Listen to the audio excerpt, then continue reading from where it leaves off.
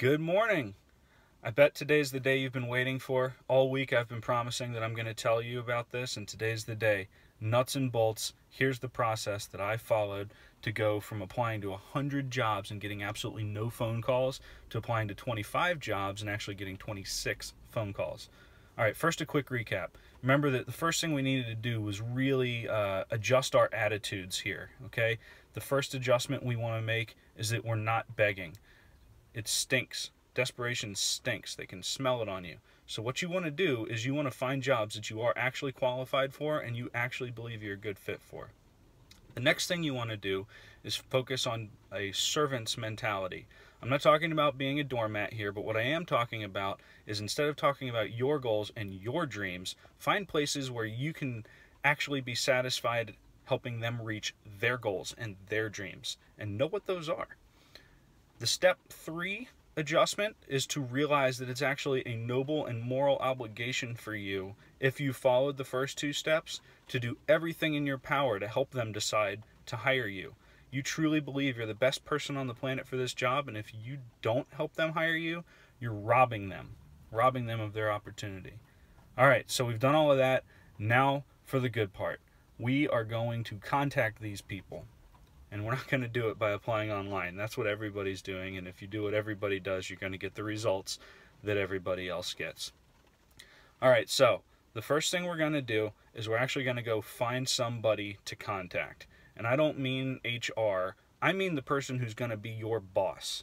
That might take a little digging on the website or calling up and charming a phone operator, but trust me, it can be done.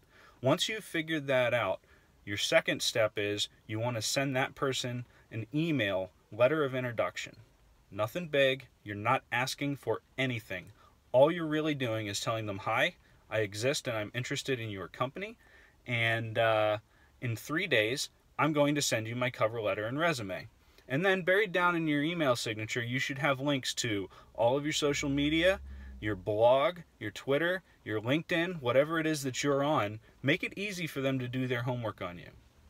Odds are you won't get any response whatsoever, but you might actually get a response, and usually it looks like one of 2 things. Either 1, we're not hiring, or 2, go apply online, I don't know why you're talking to me. Either one's fine, ignore it completely, don't even respond. But remember how you promised in 3 days you were going to send them a cover letter and resume? Yeah, now it's time to do that. Okay, so 3 days later, send them your cover letter, send them your resume. Once again, don't ask for anything. The only thing you're going to do is promise them that in 3 days you're going to call them and politely ask them if there's a time that would be more convenient than others. All right, now they're likely to respond to you. Maybe they'll write back and say, look, you really should apply online. If they do, that's great. Go ahead, apply online, write them back, thank them for the suggestion, and then ask them again what time it is that would be best for you to call them on Tuesday. Okay, so now we've got 2 points of contact. The third one is you actually call them. Hopefully they answer, and if they do, it's up to you now. You believe that you're the best fit for this job, so it's time to sell yourself. We'll talk about that more in the future. If they don't answer, leave a very nice voicemail and ask if there's a better time. Leave them the contact information so they can call you back. And then if you don't hear anything in 3 days, call them again. And if you don't hear anything in 3 days, call them again.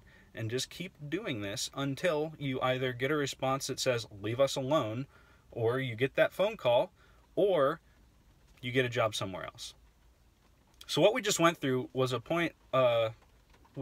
process where we contact them 3 times. And that's the secret. People remember things they hear 3 times. It's a marketing trick that people remember things they hear 3 times. People remember things that what?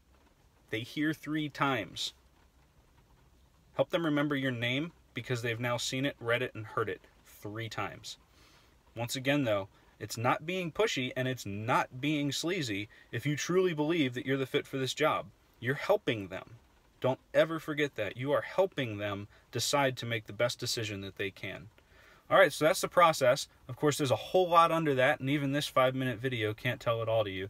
So I'd really encourage you, if this is something that you find exciting, to go over to tonyferrar.com, sign up for free for the Intentional Academy. I'm putting together a 6-week class, and part of what it's going to cover are the details behind each of these steps and how you do things like make these resumes and make these phone calls.